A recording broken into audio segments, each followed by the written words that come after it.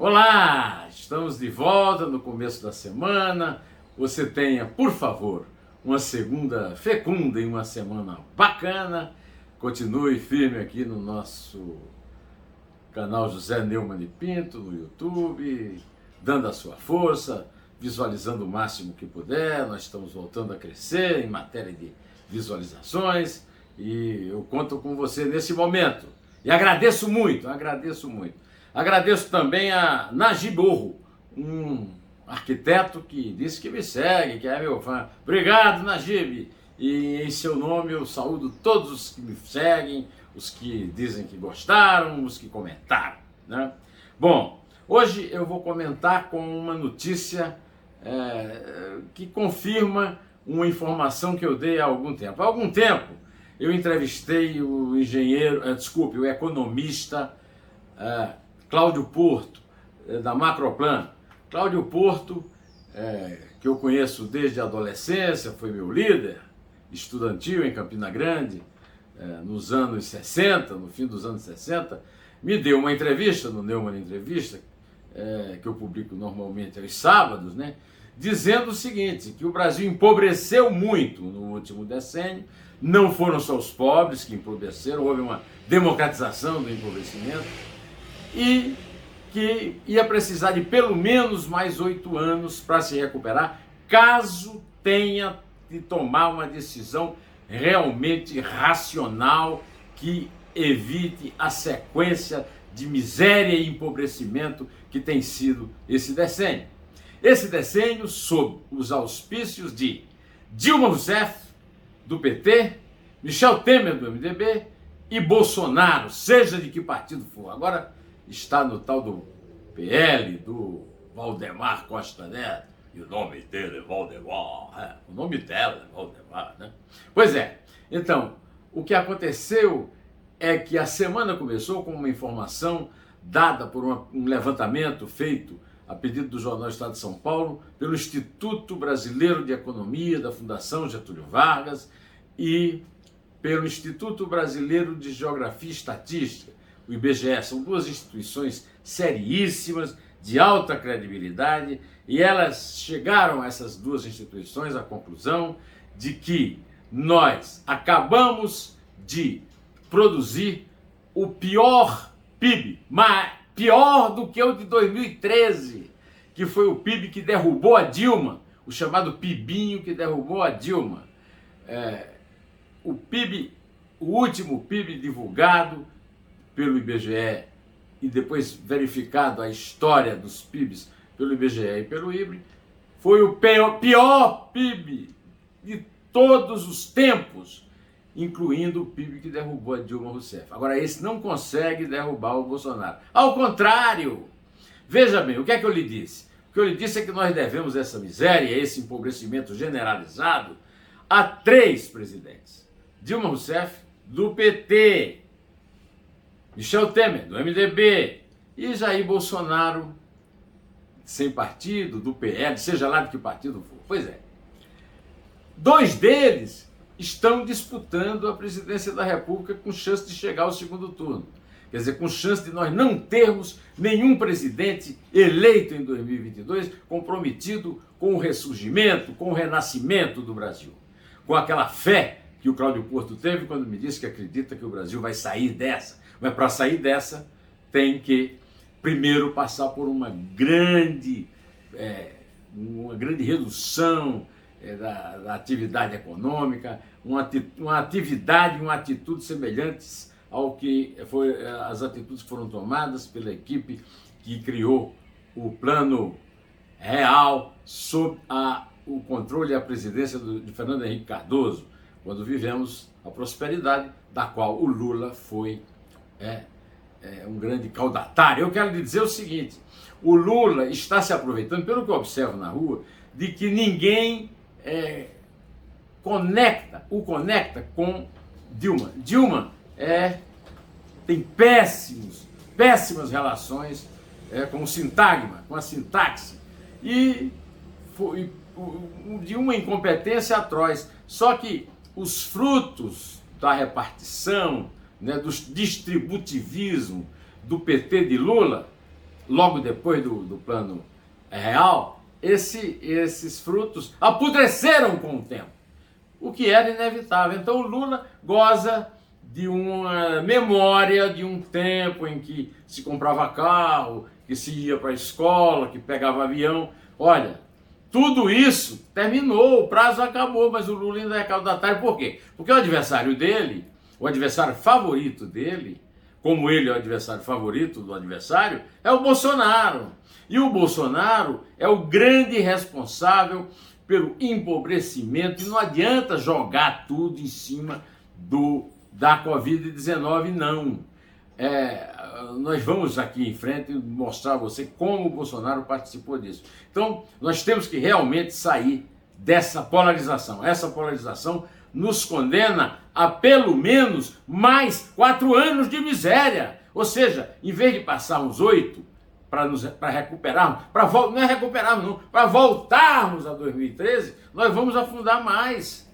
Isso aí depende da nossa decisão. Se nós ou escolhermos um ou o outro, estamos perdidos. E essa é a conclusão a que se chega depois de ler o levantamento feito a pedido do Estadão pelo IBRE, da FGV e pelo IBGE. Eu quero dizer que nós não merecemos uma recessão, de volta à recessão da Dilma, seja pela mão do Lula, seja pela mão do Bolsonaro. Aliás, por falar em Bolsonaro, em campanha eleitoral, foi à região de Minas e da Bahia, principalmente na Bahia, do ciclone, para acompanhar uma tragédia natural que teve consequências terríveis. Até agora, 6 mortos, ainda há gente desaparecida. No meio dessas 6 mortes, um bebê de 2 anos, uma tragédia, tem 9 mil desabrigados. Aí ele vai de helicóptero, vê tudo de cima, não desce do helicóptero, não suja o sapatinho de cromo alemão de lama e ainda comete 2 coisas terríveis. Em primeiro lugar, mente descaradamente, comparando a tragédia natural, o ciclone, com não a Covid-19, mas sim com as quarentenas impostas, com toda a razão científica, seja pelos governadores, seja os prefeitos, com a vacinação, com tudo que de bom se fez para enfrentar outro fenômeno natural, que foi o contágio do novo coronavírus. Aliás, o que o Bolsonaro fez foi dar sequência à canalice explícita que ele empregou no domingo, gravando um vídeo de frente ao Palácio da Alvorada, onde ele mora, por concessão nossa. O Brasil é que o elegeu para ocupar o Palácio da Alvorada, para citar um mentiroso, um espalhador de fake news, fã dele, chamado Kim Paim, que fez, primeiro que contou que o Deltan Dallagnol, do grupo de procuradores da Operação Lava Jato do Paraná, teria telefonado para ele para pedir uma audiência para evitar que fosse indicado por ele o Augusto Aras, procurador-geral. Primeiro, nenhum cidadão brasileiro está impedido de pedir uma audiência para o presidente. Segundo, não é crime pedir audiência para o presidente. Segundo, como é que ele sabe o assunto da audiência? Onde é que tem anotado isso? Qual é a notícia que foi dada a respeito disso na época? Tudo mentira, tudo inventado agora, porque o Deltan Dallagnol entrou no Podemos e está apoiando o juiz da Lava Jato, Sérgio Moro, que é presidenciável pelo Podemos. Então, o Bolsonaro está sentindo a fogueira ateada pelo Moro no Podemos, esquentando os fundilhos dele, e aí resolveu criar essas coisas e conta para isso com canalhinhas menores como esse Kim Paim, que além do mais tenta prejudicar o Álvaro Dias, que é o presidente do Podemos. Não é o presidente é a Renata, não sei se é, que é um líder importante do Podemos, a Renata Abreu, que é presidente do Podemos, para dizer que o Moro e o Deltan tiraram o Álvaro Dias da Operação Lava Jato, não o acusaram. Eu aconselho que você veja e preste bastante atenção no vídeo do Nando Moura a respeito desse Kim Paim, e a respeito desse absurdo. O Álvaro Dias tem nada a ver com primeira instância, com segunda instância. O Álvaro Dias tem foro privilegiado, não podia ser acusado pelo Deltan Dallagnol, muito menos julgado pelo Sérgio Moro na Operação Lava Jato, porque ele tem foro privilegiado, como tem, por exemplo, assim lembrou o Nando, né, o seu primogênito, acusado com muitas provas pelo Ministério Público do Rio, e que está de ter feito extorsão de funcionários que ganham muito bem para não trabalhar à altura do que ganham, né? E está lá, firme e tranquilo lá no Senado, porque não é possível processá-lo nem no Tribunal de Justiça do Rio. Ele só pode ser processado graças à proteção que lhe dá o senhor Gilmar Mendes e outros membros do Supremo Tribunal Federal, inclusive o Nunes Marques, que agora é presidente da segunda turma, então ele está perdoado para sempre. E vai entrar o André Mendonça, que, como eu já escrevi num artigo no Estadão na semana passada, serve a 4 senhores. 4 senhores. Toffoli, Lula, Bolsonaro e Gilmar Mendes.